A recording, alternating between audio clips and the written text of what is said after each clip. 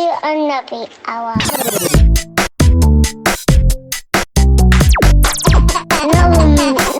Nappy Hour.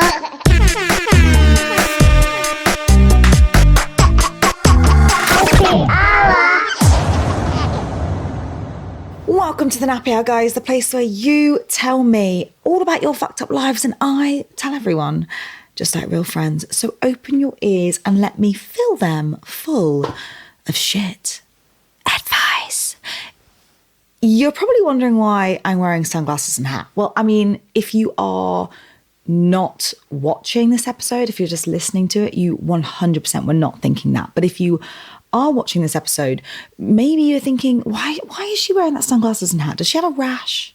Does she have black eyes? Has she been mugged on the street? She's been punched in the face. Maybe she's come out in hives. You know what, guys? It's none of the above. I'm just a very successful podcaster right now. And you know what? Things are going to have to change around here. I'm just trying to have some privacy. Okay, guys? You know, I've got people knocking on my window. Oh my God, is this the set of the Nappy Hour? We love it. Can we come in and have an autograph? Guys, please, I'm just trying to have some quality family time right now. Okay. I'm trying to protect my peace. So things are going to have to change around here, guys. I'm going to have to try and keep my anonymity. You know, this is the life I chose when I got into the industry of podcasting. I knew it would take off, but I didn't expect it to take off so fast. You know, obviously I do have sponsorship now. And you may have noticed that this podcast is brought to you by Nomcos. But not only that, you know, we've got other things to celebrate as well. I woke up with 5 new followers on YouTube. 5 new followers. Yes, that is correct. Coming in hot on YouTube, guys. This podcast is now available. Full hot steaming visuals fresh out the oven over on YouTube. I mean, the visuals are available on Spotify as well, but if you're one of those people that likes to watch it on the big screen, head over to YouTube and watch it at the Nappy Hour Pod, and you can catch me over there with all my snippets and the full eps. Okay, let's get into it, shall we, guys? I'm actually going to take these off because I'm feeling a little bit claustrophobic. For anyone that doesn't know, we had a birthday in this house this week. We had a birthday in the house. My son turned 3. And you know what? His birthday came at a funny time.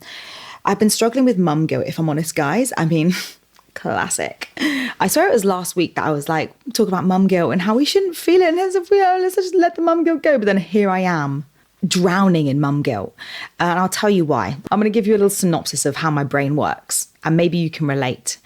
My brain makes, like, if I've got 4 things on in the month, right? My brain hyperfixates and makes the first event, like, takes up my whole mental space, and I have no mental space left for anything else. So this month we've got a few things going on. Number 1, holiday. Number 2, Woody's our wedding anniversary. Number 3, Woody's birthday. Number 4, Zach's birthday, and loads of friends' birthdays in between because it's September, and for some reason everyone gets pregnant in January. Why is that? So anyway, we're on holiday. And the day that we leave holiday is our wedding anniversary, and we don't have any money to celebrate. It kind of just like farts by us. Like, we just don't even notice it. Happy anniversary. Love you. Goodbye. Next up is Woody's birthday. Now, Woody's birthday is the day after, 24 hours after we land back from our hollybobs. And like I said, I have no mental capacity for anything that comes after the holiday. So am I the kind of mum that is organised and buys the decorations and the presents and the gifts, you know, the month in advance? No, I'm not. All my mental space was taken up by the holiday, and then I have no time and no money to sort out Woody's birthday. I don't know what I thought I could pull out my arse with no time and no money. The day that I land back from Spain, I thought, I'll just sort it out when I get back. How? With what? When? So anyway, we get back from holiday and I am just writhing around in mum guilt. I feel so bad. It's Woody's birthday. It's his 3rd birthday. This might be the first one that he remembers. Like, his brain is on record now. He might have memories of this, and how awful a mother am I. This kid, bless him. You know, one of the things we have to do on the first day is a food shop because we have no food in the house. I don't have a birthday cake, don't have anything for like a birthday breakfast, nothing. This poor kid is on his birthday breakfast. The only thing we have is potatoes. thankfully for his birthday, one of the toys that he got from his grandma was a kitchen like utensil set. So you can cut like he's got toddler knives, and he's got like fun little shape things that you can cut fruit and vegetable into cool shapes. So that's one of his toys. Thank my lucky stars that he has that to play with, because he just wants to chop things up. So we have chopped up potatoes in the shape of little rabbits for his birthday breakfast. Do I feel like a terrible mum? Yes, my son is literally eating potato on his birthday for his birthday breakfast. What do you have for your birthday breakfast? Oh, every year my mum for my birthday makes banana and chocolate pancakes. Oh, for my birthday we have bacon sandwiches in bed. What did you have on your birthday, Woody? Oh, potato. But you know what? This kid had a wonderful time. And then after that, we got dressed. We went to Asda. We made it fun. You know, we were rolling around Asda. He chose his cake, and we grabbed some little chocolate treats to walk around the shop with, pay for them after. Sometimes it's tempting not to, isn't it? I've already eaten it. You can't prove it. Well, you can, because it's on security cameras, but I did actually pay for it this time. Funny story about my grandpa. He would go... That's so funny, right? My grandpa would go to Tesco's, and this is a shop that he would spend every day in. Like, he's one of those old men that would go to Tesco's every day and then go to Costa's every day, and they all knew him. My grandpa was such a cheeky little bugger. He would swap out the posh eggs into the cheap egg cartons. And then he would pay for the cheap eggs. How hilarious is that? But someone then is paying for Clarence Court eggs, but getting Happy Egg Co. And if I was that person, I would be livid. For the rest of the day, it was a very normal day. You know, we went to forest school. His little cousin came round, had a sleepover. We ate cake. He opened some more presents from family. Like I said, we have no money right now, so we didn't even have money to buy him a birthday present. I felt so guilty for that. But did this kid care? Obviously not. Obviously not. And that is why kids are so beautiful, because my son had zero expectation of what a birthday should be. And he just had the best day ever. He felt so special and he had so much fun. And you should have heard the squeals of happiness coming from him. We are so lucky that people had sent presents in advance in the post. So we had something to open in the day. And maybe in the next episode, I'll talk you through what he got and the things that he's loving for gift ideas for you guys. And if you know any toddlers or birthdays coming up, or Christmas even, you can put these gifts on the list, because there's some stuff that he is absolutely obsessed with. It made me think of like social pressure and social expectations that we have, right? Societal expectations. Because when you think of this little toddler, he's been on the planet for 3 years. His brain's been on record for about maybe a year and a half, right? He hasn't watched movies that give him unrealistic expectations. He hasn't gone to school and been around really rich kids with, you know, showy parents that are showing off about all these things that he's bought. He doesn't have social media, so he doesn't see those, you know, wonderfully aesthetic birthday posts that these annoying parents post of these kids opening these huge presents and babies with their smash cakes. And like, he doesn't see those unrealistic expectations that we as parents see every day. So I had these unrealistic expectations that I should be able to throw this lavish thing for him, even though I don't have any money or time. And I felt so sad that I couldn't live up to these unrealistic expectations. But then I realized that my son doesn't have those expectations. My son has zero expectations. And that is why parenting is so beautiful, because it reminds you that every single day, that expectations does not matter. Let go of any expectations that you have and just be present, because your kid doesn't give a shit. There was one piece of advice that I got when I was younger, and it stuck with me through and through. I remember this piece of advice all the time. When people look back at their life, they will never remember, you know, the things that you said or the things that you wore or the amount of money that you spent on them, but they will always remember how you made them feel. And you can apply that with parenting in so many ways.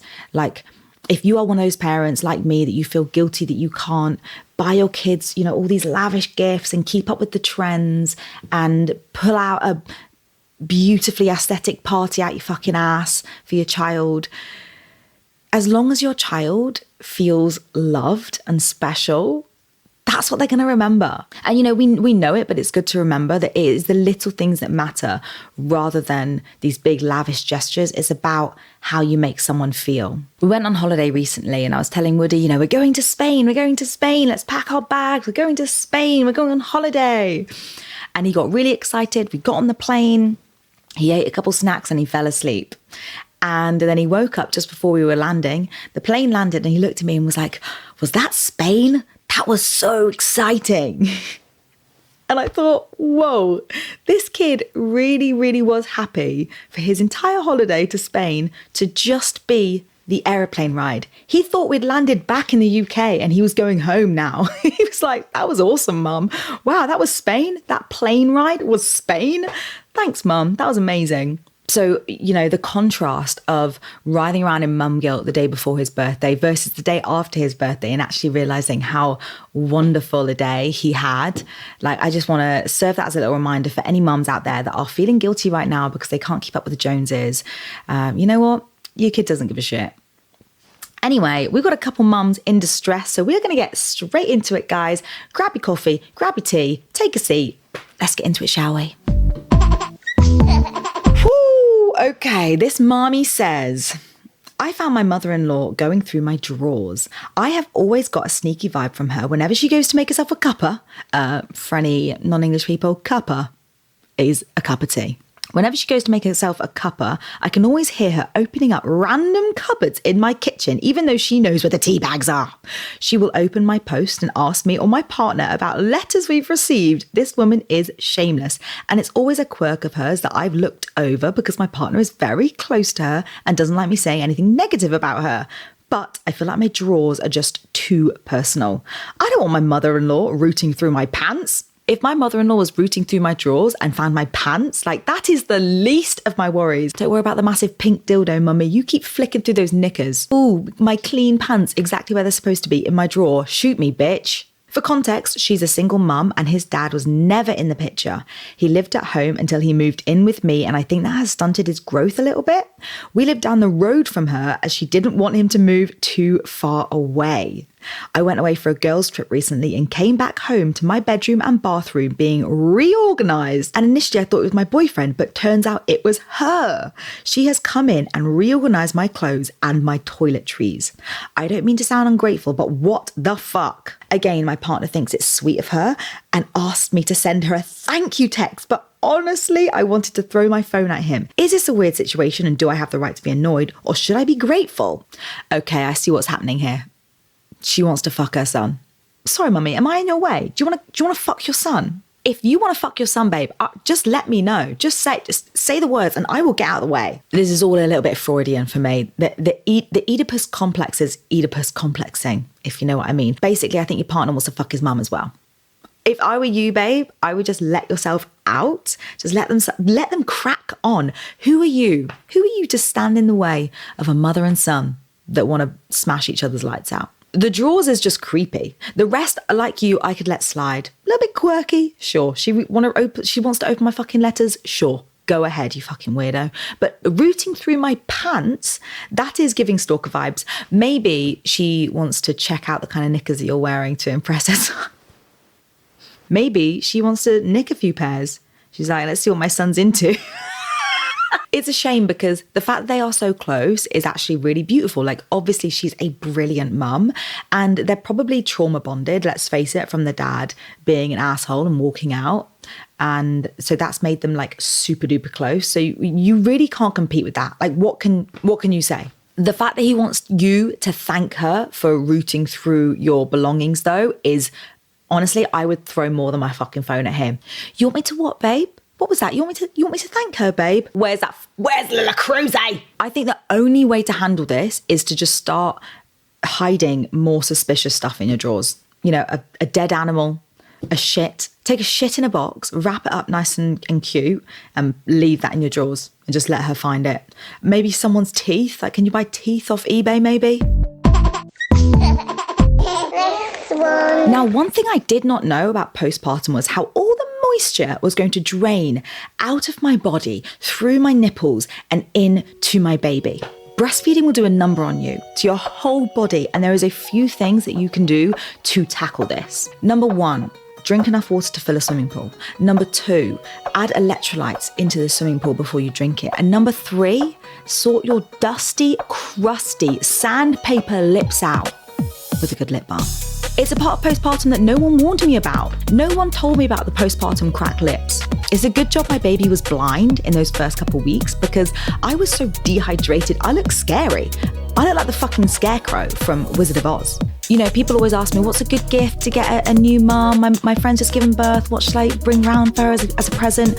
I always say the same things, okay? A good water bottle that's going to keep water cold, a hairband to get that disgusting, mangy, greasy, unwashed hair away from her baby, and also a good lip balm.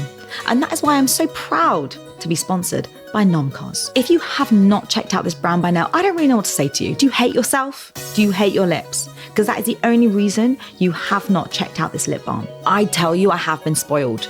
I've been spoiled by this brand because once you have the best, you can't turn back. It's like, you know, when people with coffee machines in their house, they are talking to like instant coffee drinkers, and the instant coffee drinkers are like, yeah, I like coffee. And the coffee machine drinkers are like, you don't know what you like. You don't know what's good for you, okay? That's why you're drinking instant coffee, because you hate yourself. You know, that's how I feel when I'm talking to people that are using other major brands that I'm not going to name right now. Oh, I like Schmazzoline. No, you don't. Everything that goes into this lip balm is high quality, natural, organic ingredients. Not only that, but it is hand poured in Manchester with love and care and attention. And that is exactly what my lips deserve.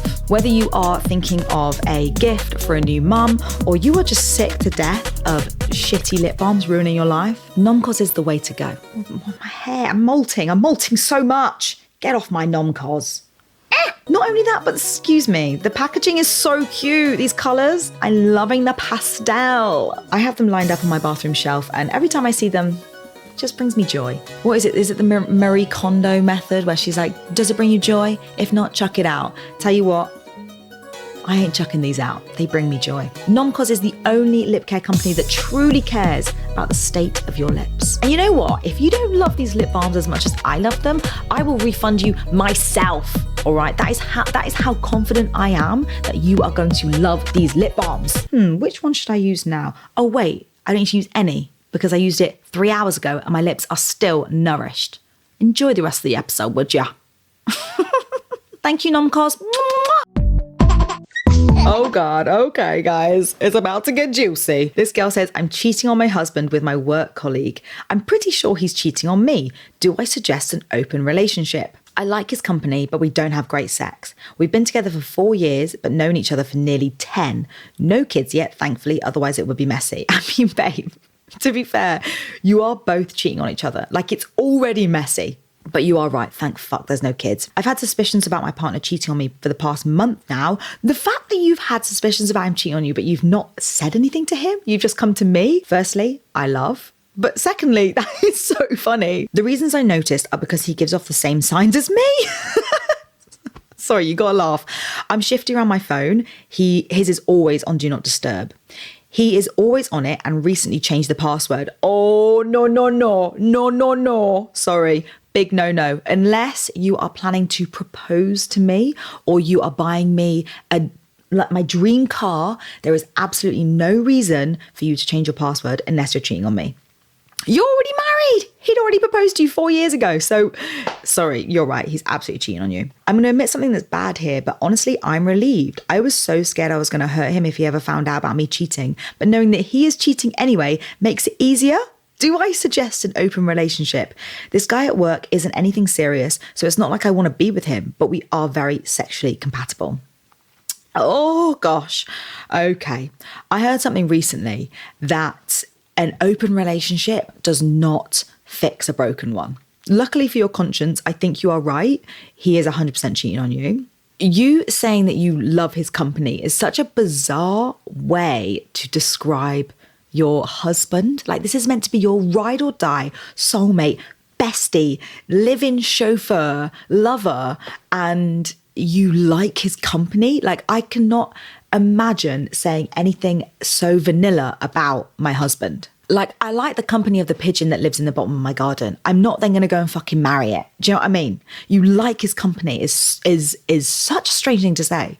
The fact that you just like his company and that's the only positive thing that you've said about this man in this dilemma, I don't know. I don't know if this is the guy that you should be spending the rest of your life with. Like, open relationships have to be built on trust and like tip-top communication.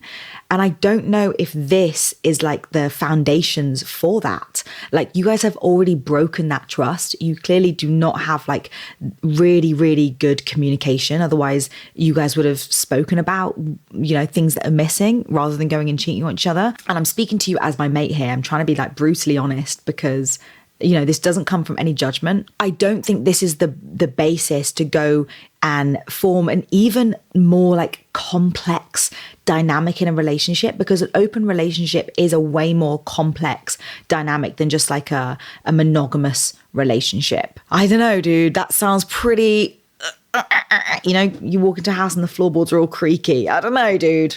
The fact that you realized that he is cheating on you and you were relieved, that to me just says you're done. You're done. You're done. Like, just get out. Just find yourself a good relationship. Like, if I found out that Zach was cheating on me, I'd be heartbroken. I'd be shooketh to my core. Like, if I thought that Zach was cheating on me and I felt relief, I'd think, okay, maybe this wasn't the guy for me. Do you actually want to stay with him? Or are you just avoiding that admin of a divorce? If you do really want to stay in this relationship, then cool. I think it's going to take a lot of counseling to get you guys back on track and get your communication sorted. Are you willing to do that? Are you willing to do that? Or, you know what, babes? I think just call it and go and enjoy your office shags, guilt-free blowjobs on your lunch break. Like, just go and enjoy them as a single woman. Like, if you in this dilemma had told me how much you love this man, he's your dream man, he's your best friend, he's your soulmate, but we're just not sexually compatible, but there's no one else I get on as well with as him, like, then maybe I'd be more inclined to be like, oh, come on, we can save this. Like, you know, it's grass is always greener, blah, blah, blah. But the fact that the only good thing you mentioned was that you like his company, I don't know. I don't know if that's enough to take you to the end. Like, can you actually imagine spending the next maybe 100 years, God knows how long we're going to fucking live, maybe 100 years with this man, just liking his company? I think it's really good that you have established that you don't want anything serious from this guy at work, because I think sometimes when you find yourself in these situations, it's really hard to see that actually the person that, you know, option B, the person that you're sleeping with on the side, we have rose tinted glasses on. We think that the fucking farts smell like Jean-Paul Gaultier. You know, we think everything they do is amazing. And actually, like, we don't realize until we're out of our relationship that we think, oh, that was not, that person's not for me anyway. But now I've left my actually quite nice, stable, loving relationship for this guy. So the fact that you are under no false pretenses about this little thing on the side, I think is really, really good. By staying together, you are almost just like delaying the inevitable breakup.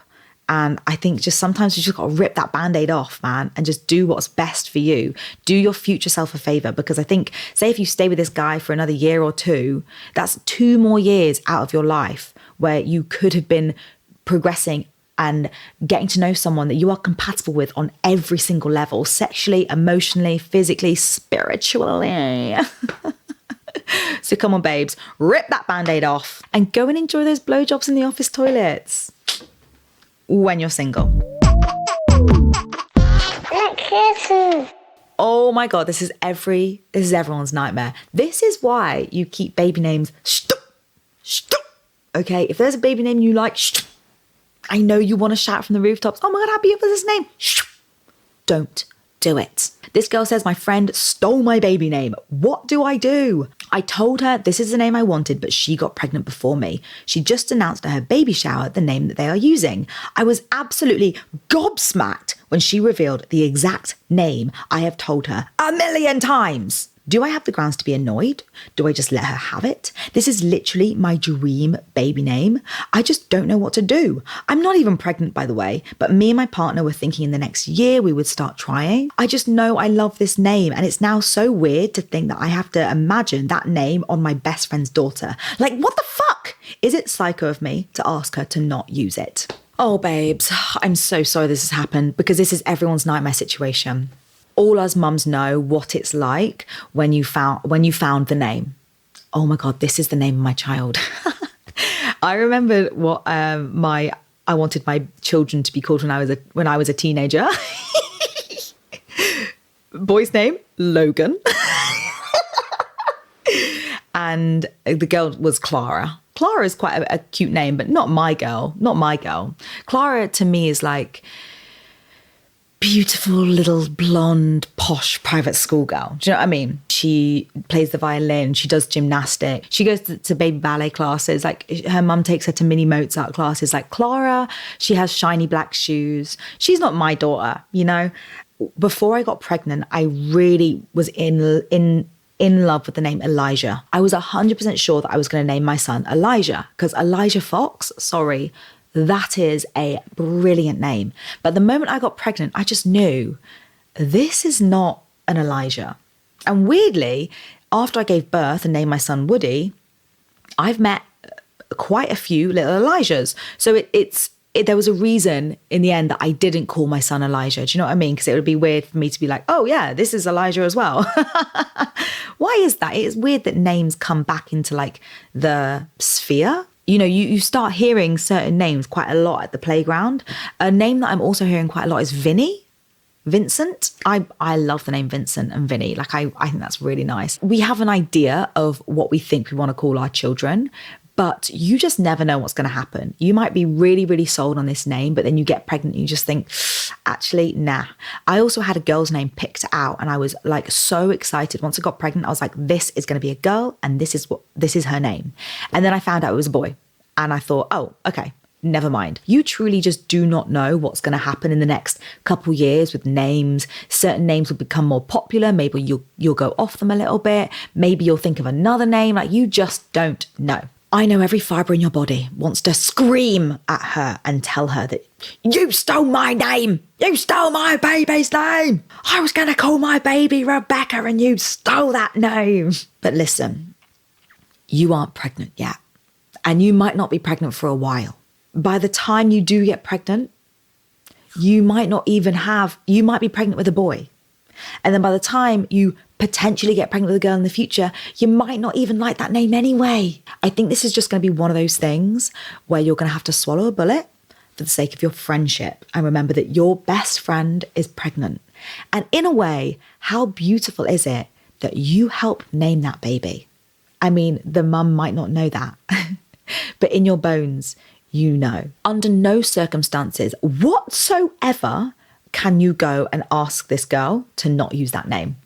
Under no, stop it. Just I know you've got that text drafted already.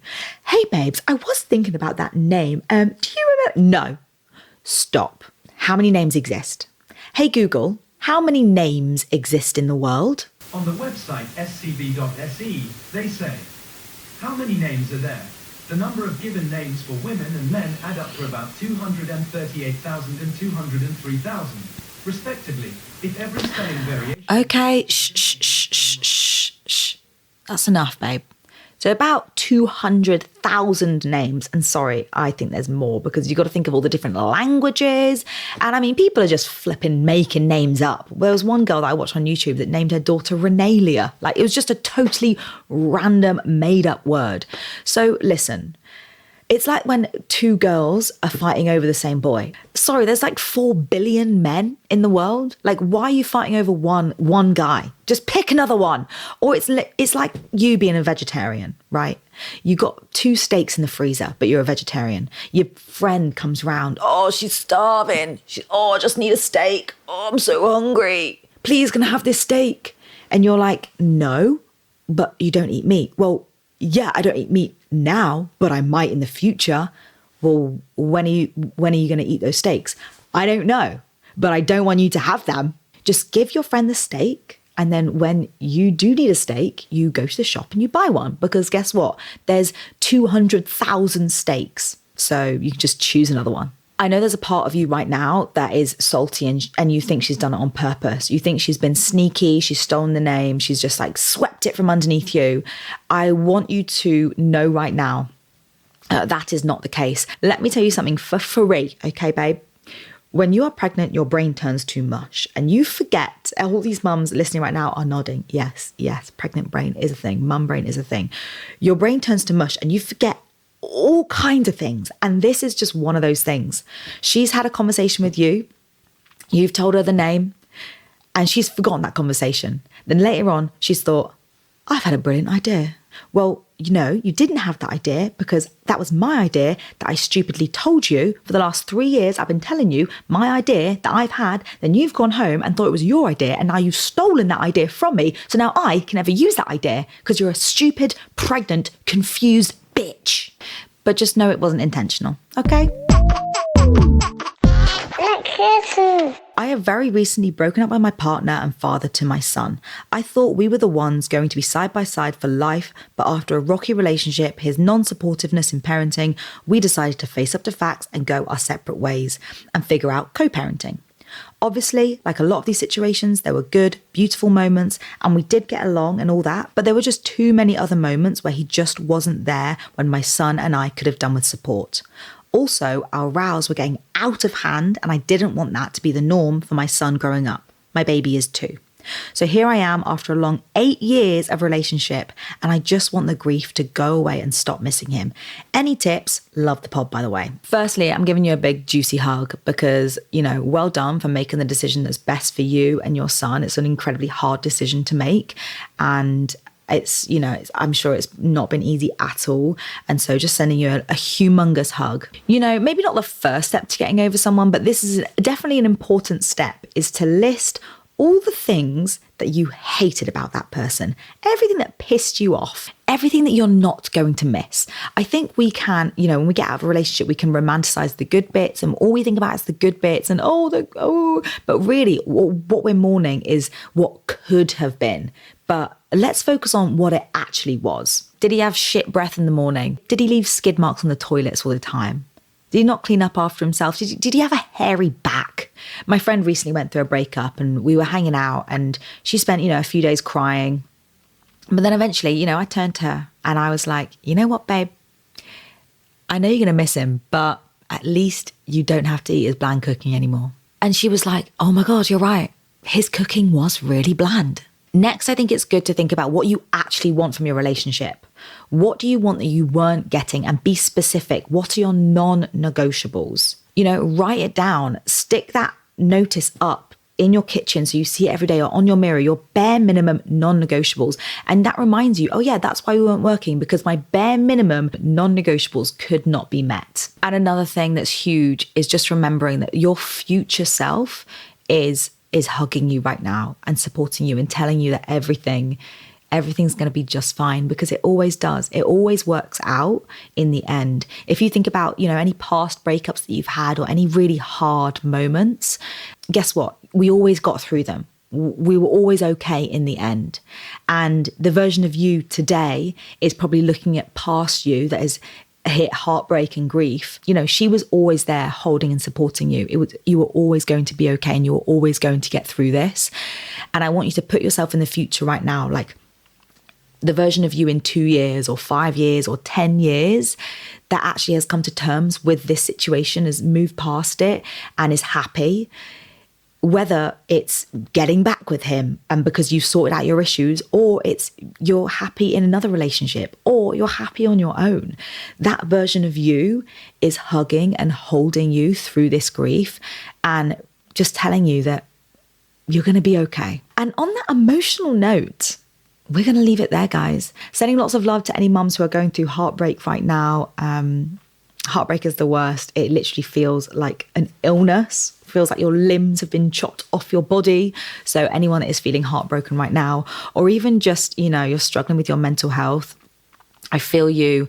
I'm here with you and I love you very much. In case you haven't heard it today, you're doing great. Thank you again to my sponsor, Nomcos. I love you guys. These guys have supported the Nappy Hour, and so I would really, really love it if you guys will go and return that favor, support them, and go and buy their product. Make sure you are rating and reviewing this podcast. I am nearly at 200 reviews. 5 stars! I am so excited. Send in your dilemmas, anything you are struggling with. Make sure you let me know. Tell me all about your fucked up lives so I can tell everyone. I love you. Mwah!